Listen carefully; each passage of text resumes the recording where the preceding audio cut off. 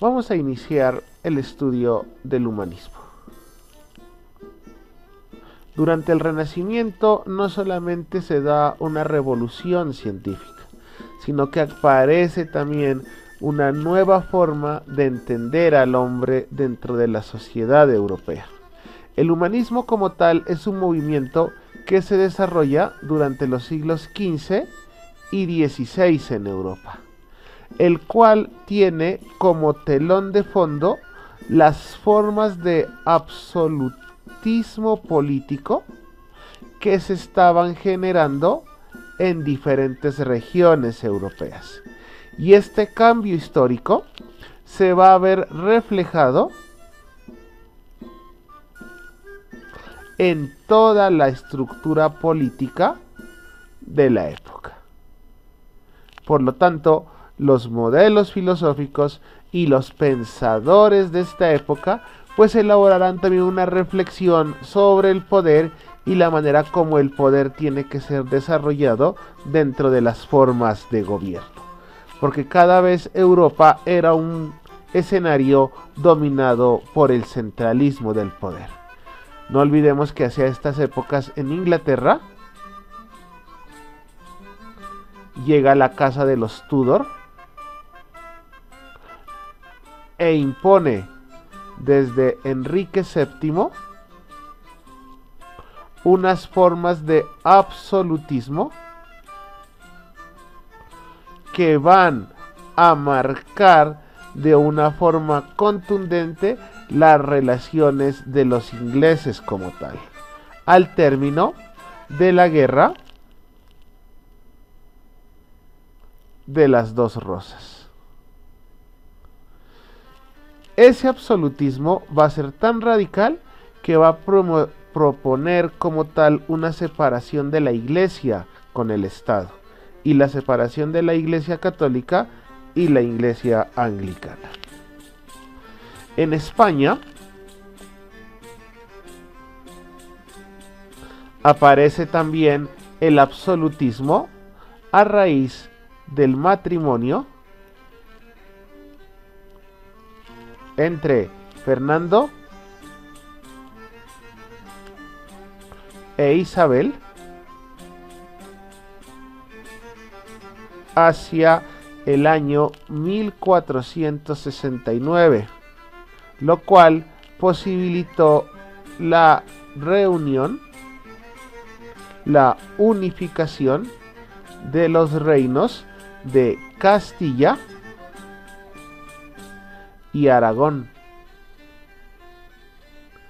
con lo cual España entra también en una fase de absolutismo, de centralismo del poder por parte de unas pocas personas. Lo mismo va a suceder en Francia. Y es que hacia el año de 1543, con el término de la Guerra de los 100 años, comienzan a aparecer fuertes procesos de centralismo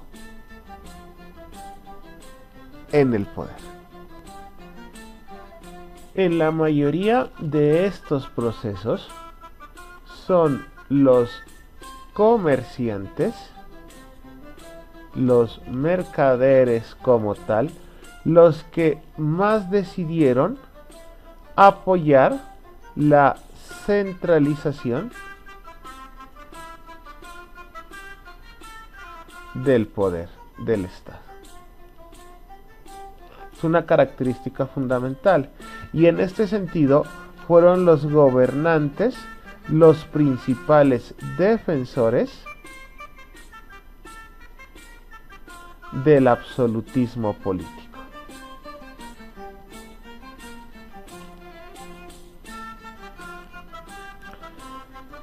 ¿Por qué lo defienden? Fundamentalmente los comerciantes lo defienden porque ellos creen que solamente con un poder centralizado y en ese sentido con un poder centralizado fuerte, robusto, se puede controlar a aquellas fuerzas que buscaban la disolución de la sociedad. Entonces, si ustedes se dan cuenta, el absolutismo como tal es la reacción, en este caso extrema, a las grandes guerras, a los grandes enfrentamientos que se daban dentro de los nacientes estados en Europa por el control del poder. Entonces los comerciantes, para evitar una catástrofe social, una catástrofe económica, un desorden como tal, apoyaron formas políticas robustas para tratar de controlar la anarquía a la cual se estaba llegando en Europa. El contexto anteriormente expuesto exige el desarrollo de una nueva generación diferente a la generación de pensadores de la ciencia, sino que exige una nueva generación de pensadores que buscaran sobre todo construir una reflexión sobre cuál es el papel del hombre en los nacientes estados nacionales.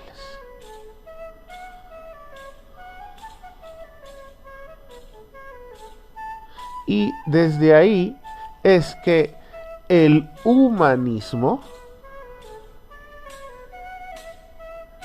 es una postura filosófica que trata de desarrollar una respuesta política a ese absoluto centralismo del poder desarrollado en los diferentes países europeos, pero que le quitaba al hombre común y corriente muchas veces su libertad, que terminaba explotando a los más pobres para favorecer a los más ricos. En ese escenario es que aparecen los humanistas.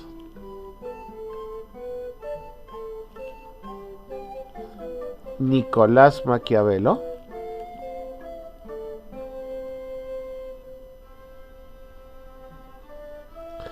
Tomás Moro, Erasmo de Rotterdam,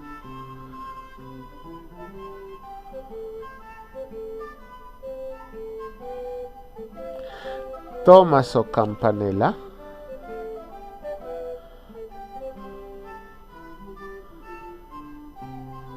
y muchos otros autores que buscan entender eso, cuál es el papel del hombre en los nacientes estados nacionales.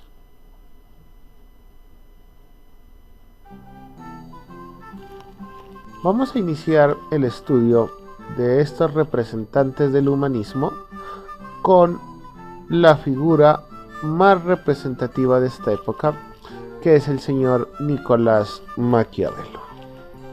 Maquiavelo como tal nació en Florencia. Ya sabemos que Florencia es la cuna del Renacimiento y su nacimiento se da hacia el 3 de marzo del año 1469 y nace en el seno de una familia burguesa, no excesivamente rica, pero sí es una familia burguesa. Sus padres son el señor Bernardo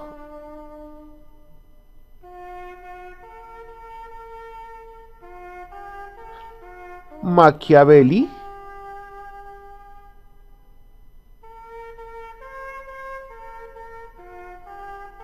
el cual era abogado de profesión, y su madre, Bartolomea Nelli.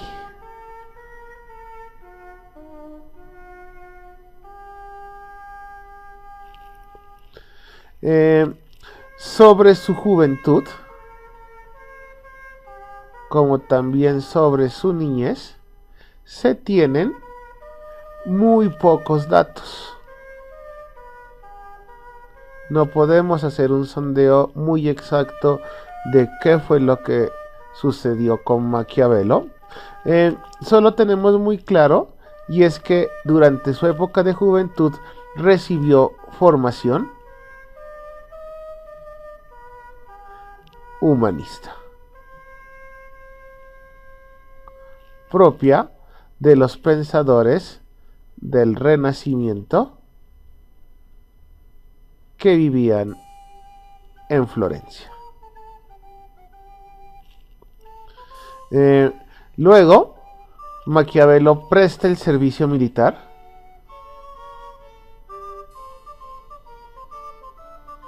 y tras la caída de Savonarola,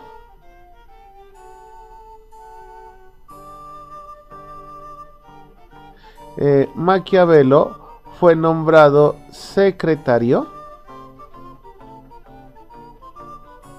de la Segunda Cancillería. O sea, ocupó un puesto diplomático hacia el año de 1512. Hacia el año de 1499, Maquiavelo va a desarrollar su primera misión diplomática, nada más ni nada menos que con Caterina Sforza. Maquiavelo es enviado a hablar con Caterina Sforza y el producto de ese diálogo deja muy marcado a Maquiavelo y sobre todo extrae de esta relación una pauta de conducta, una moraleja que Maquiavelo describe en El Príncipe y que dice así: es mejor ganar la confianza de la gente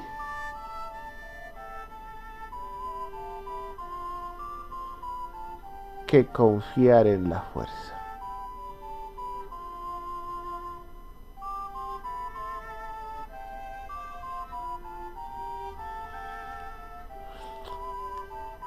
La misión con Caterina Sforza entonces le deja muy claro a Maquiavelo que muchas veces antes de ir a pelear una guerra se puede, por medio de la vía diplomática, establecer los canales de comunicación que sean pertinentes. En el año 1500, debido a su éxito diplomático, es enviado a Francia y es enviado a hablar con el rey Luis XII. ¿Qué fue a hacer Maquiavelo con Luis XII?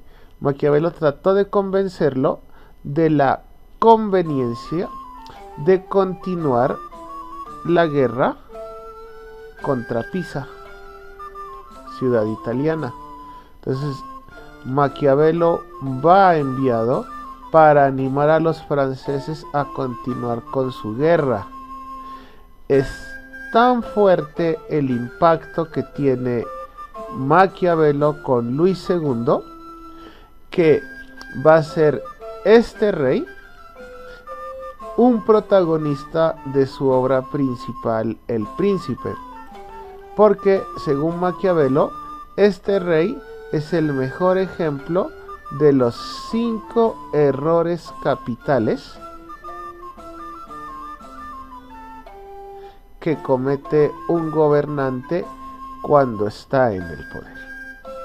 Y esos 5 errores capitales, pues Maquiavelo los va a explicar muy específicamente en su principal obra, que es El Príncipe.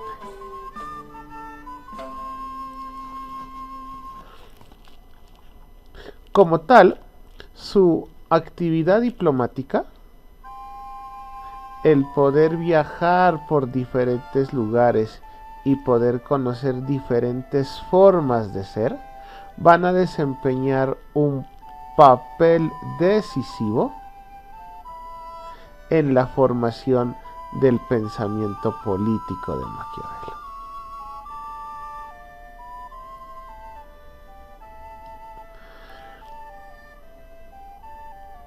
Y es que para Maquiavelo toda su actividad política estaba centrado en un solo objetivo, y era el de preservar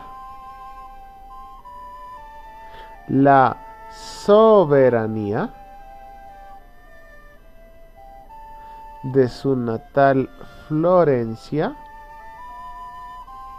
la cual siempre se había sentido amenazada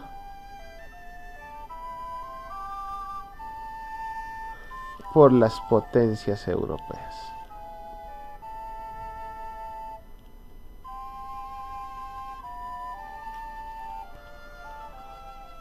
Intentó también, sin éxito, propiciar el acercamiento,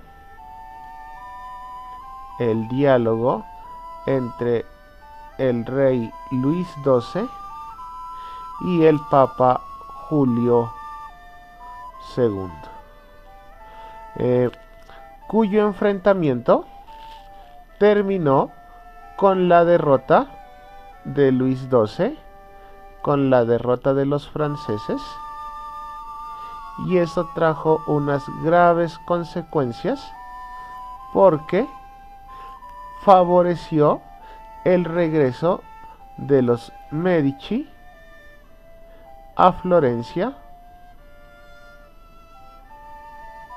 hacia el año 1512. Esto es importante tenerlo en cuenta porque, como consecuencia de este giro político, Maquiavelo comienza a pasar sus etapas más duras de su vida. Maquiavelo comienza a caer en desgracia y fue acusado de traición. Y por esa condena fue encarcelado y fue torturado. Elemento importantísimo que después rescataremos. En 1513, tras recuperar su libertad,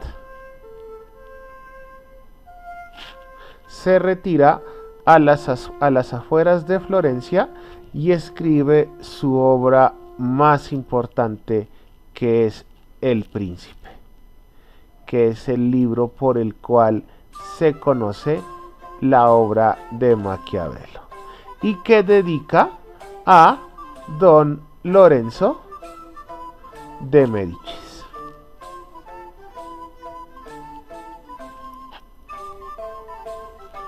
Maquiavelo murió hacia el año 1527 a la edad de 58 años. Pero debido a todas las acusaciones a las que fue sometido, sus últimos años los pasó ignorado y olvidado del resto de sus partidarios. Permaneció totalmente aislado de sus contemporáneos en Florencia. Y su legado tendría éxito únicamente siglos después.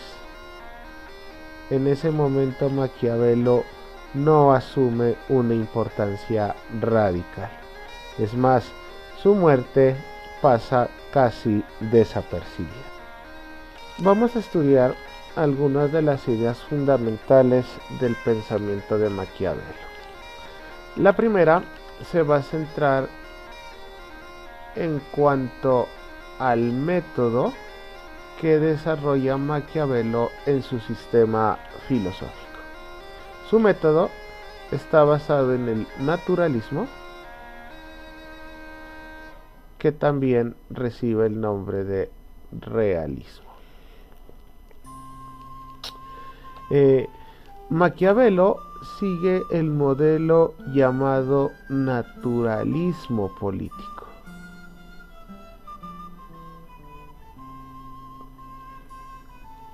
Y de acuerdo con esta forma de análisis,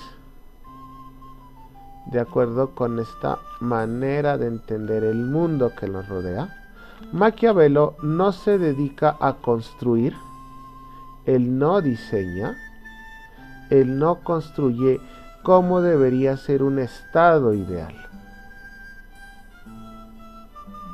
sino que, al contrario, Maquiavelo se dedica en un primer momento al análisis de la manera como sucede el mundo real. Para él, antes de hablar del deber ser, hay que hablar de las cosas como son. Y desde esa perspectiva, Maquiavelo establece un análisis de los hechos políticos que suceden en Florencia y en Italia, como también de determinadas situaciones que inciden en la manera en cómo se determina el poder. Y para Maquiavelo, estos escenarios son el lugar donde se construye la realidad política de un Estado. La realidad política de un Estado no se construye en las constituciones ni en el derecho, sino que se da en esos hechos políticos, en esas determinadas situaciones. Y es en esa realidad política que Maquiavelo trata de descubrir cuál es su dinámica, o sea, por qué las cosas ocurren así y cuáles son las reglas sobre las cuales se desarrollan esos modelos políticos. Desde esta perspectiva, Maquiavelo se aparta de toda forma de ideología. Y para Maquiavelo queda muy claro entonces que la política no es un asunto ideológico, es un asunto de hechos y del análisis de las dinámicas y las reglas sobre las cuales se construyen los escenarios políticos. Por lo tanto, Maquiavelo defiende una posición realista en su concepción política. Y es que para Maquiavelo queda claro que cuando se habla de política, la política tiene, y ese es su deber, en política hay que atenerse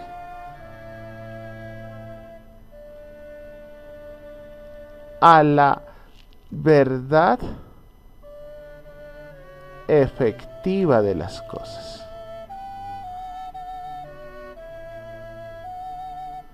Eso es ser realistas. ¿Por qué? Porque muchas veces en política nos dedicamos mucho en plantear las cosas como deberían ser. Y para Maquiavelo esto es un error, porque cuando queremos plantear la política desde el deber ser, caemos en un idealismo. Y el idealismo tiende a deformar la realidad. Atenerse a la verdad efectiva de las cosas en política es decir las cosas como son. Y entonces el realismo, ser realista, es mirar de una forma concreta y objetiva lo que sucede en el mundo como tal. Entonces Maquiavelo piensa que si nosotros somos realistas, cuando hagamos nuestros análisis de la política, vamos a encontrarnos con que los objetivos concretos de toda acción política están dedicados a la adquisición, a la conservación y al incremento de una sola cosa. Si nosotros somos realistas, dice Maquiavelo, en política lo que importa es el poder. Y el político lo que está preocupado es por adquirir, conservar e incrementar su poder. Y el Estado busca hacerlo como la manera que tiene para controlar un mundo, un pueblo, una sociedad que constantemente vive la inestabilidad. Por lo tanto, en política, el asunto se mueve en la búsqueda del poder. La postura realista anteriormente descrita obviamente va a influir en su base antropológica, en la manera como Maquiavelo entiende al hombre. Y es que Maquiavelo nos dice, si queremos ser sinceros, si queremos ser realistas, cuando nosotros hablemos del hombre, lo primero que tendremos que decir es que el hombre es malo. Pero no como dicen otros autores porque la sociedad lo corrompe, sino que el hombre es malo por naturaleza. O sea, de nacimiento somos malos y nacemos con esa tendencia hacia el mal. Por lo tanto, resulta ingenuo, es un idealismo tonto soñar con la bondad natural del hombre. Los hombres no son buenos. Y eso el gobernante lo tiene que tener muy claro en su estructura política. Y es que todos los hombres, para Maquiavelo, están marcados por las siguientes características. Todo hombre es deshonesto. Ninguno se muestra como es. ¿Y por qué ninguno se muestra como es? Porque es egoísta. Porque siempre está buscando algo. Y para Maquiavelo, en últimas, lo que el hombre está buscando es el poder. La capacidad de estar por encima de otros hombres. Y esa ansia de poder es lo que pervierte al hombre. Esta situación, piensa Maquiavelo, debe ser muy clara para un gobernante. Un gobernante debe tener muy claro que no se puede caer o no se puede ser ingenuo al creer en la bondad del pueblo.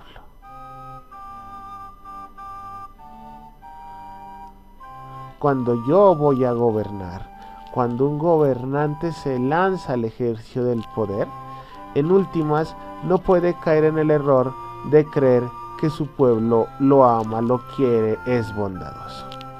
Y si un pueblo se muestra así, no es porque en esencia sea así, sino porque en el fondo esconden un interés.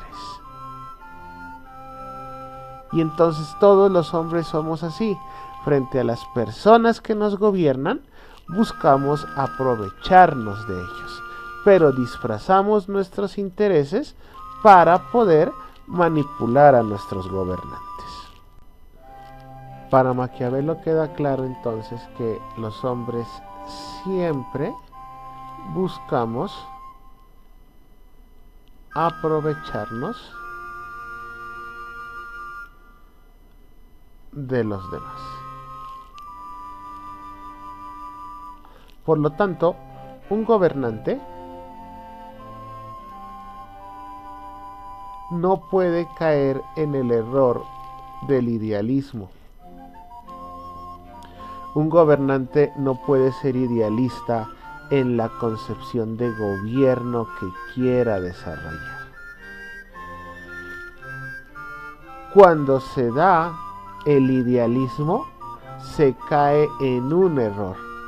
Y es que el gobernante, al creer en la bondad de las personas y al creer que las personas no tienen ningún interés, el gobernante fácilmente pierde su autoridad.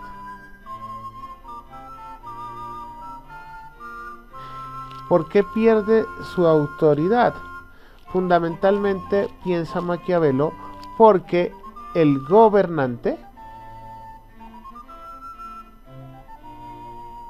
comete el error de creer en la bondad de su pueblo.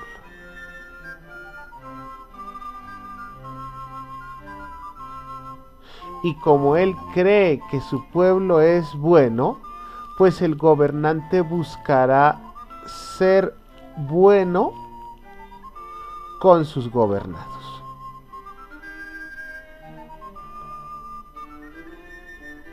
Y ahí está el error, porque un gobernante entonces cree que la virtud del gobierno, lo que hace a un gobierno bueno y perfecto, está en conseguir la aprobación del pueblo, en últimas en ser queridos por el pueblo. Y entonces el gobernante dedica todas sus energías a complacer lo que su pueblo le exige. Esto no debe ser así. Maquiavelo piensa que un gobernante es bueno, pero un gobernante no puede confundir ser bueno con ser bonachón. Porque cuando un gobernante se convierte en bonachón, pues el pueblo se aprovechará de él.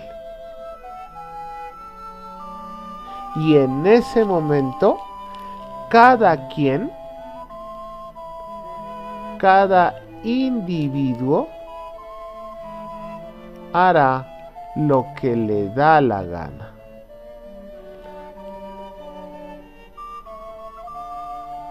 Y ese es el origen del caos político, que todo gobernante debe luchar por evitar.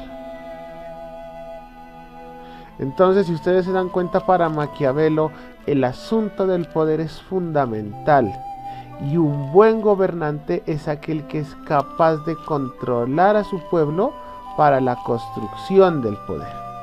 Por eso es que nunca un gobernante debe cometer el error, piensa Maquiavelo, de mostrarse como bueno. Así lo sea. Y si ha llegado a tal extremo, debe luchar por recuperar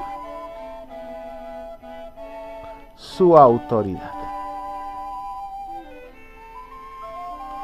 Pero esa lucha por recuperar la autoridad debe ser su prioridad, debe ser a toda costa. En este contexto de la explicación es que cobra sentido la famosa frase asignada a Maquiavelo: el fin justifica los medios. Como tal, muchos autores afirman que no es propia de Maquiavelo. Lo que sí podemos decir es que Maquiavelo a esta frase le da todo su significado. Con Maquiavelo, la frase llega a la profundidad conceptual necesaria. Y es que Maquiavelo lo que nos quiere decir es que para males extremos están totalmente justificados remedios extremos. Y si es en el caso que hemos venido hablando del poder, y si el gobernante ha perdido la autoridad, pues el gobernante está totalmente legitimado para utilizar cualquier medio para recuperar esa autoridad. En últimas, para infundir temor con tal de recobrar la autoridad. Maquiavelo está convencido de que lo fundamental de un gobernante es mantener el poder. ¿Por qué el poder? Porque solamente con el poder el gobernante puede mantener el orden de su estado, puede mantener el orden de su ciudad. Y el poder le da, por lo tanto, la posibilidad de gobernar. Queda claro entonces que en un mundo tan duro como el que tiene que vivir el gobernante, lleno de intrigas, lleno de hipocresías, el gobernante tiene que obrar maliciosamente, hasta el punto de llegar a mostrarse como una persona temible con tal de ganar el respeto de su pueblo. Para Maquiavelo, entonces, la virtud propia de un gobernante es el temor. Y para Maquiavelo, entonces, resulta totalmente legítimo la cárcel, la tortura, el asesinato, como mecanismos que le permitan al gobernante el control del pueblo.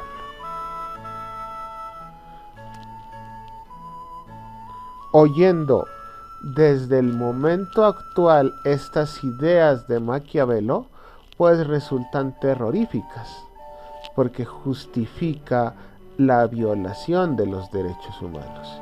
Pero en esa época no existía el concepto de derechos humanos. Entonces, para Maquiavelo, cuya interés estaba centrado en la mejor forma de gobernar, le parecía totalmente legítimo el abuso del poder con tal de mantener el poder.